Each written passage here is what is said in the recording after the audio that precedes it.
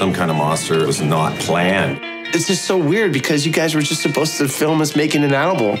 And all of a sudden we just set our instruments down and started talking, and next thing you know, we have a movie about a really dark time in Metallica. I think in stock, which part of that is unclear to you? What have you been doing? Picking at me all night. It is the best mirror we've ever had in our lives. But what was so great about it is it was honesty and truth. At that time, we were still struggling with individual identity within the collective and trying to figure out who we were. The presence of the cameras made us realize that we could not bullshit each other.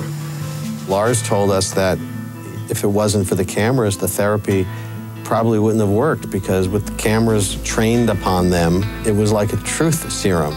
Phil came into our lives as a professional, became more of a friend, more of a confidant. I do think that he gets a little bit of a rough break out of this. He's sort of the villain, the bad guy in the movie, and all these sweaters and all this.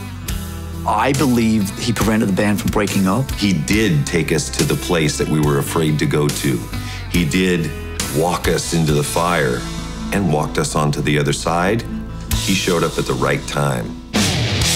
When the film came out, it was well received by the film industry, but not so well received amongst the music world in general. So many people in the music world felt it was too transparent. There was always this thing about the mystique and the myths and, what goes on behind these doors of the creative process is for nobody to see. That was always like taboo, A friend of ours, he was like, that scene where James is there with his daughter in ballet. I mean, come on, man.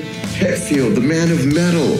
I said, hey, man, I think it's a beautiful thing. Welcome to the world premiere of Metallica Through the Never. The long-term effects of what we went through in Some Kind of Monster showed up in Through the Never. We are playing better than we ever were. Metallica's in better shape than we were 10 years ago. I love the fact that bands come up on the road and say, we've learned from your movie that it's okay.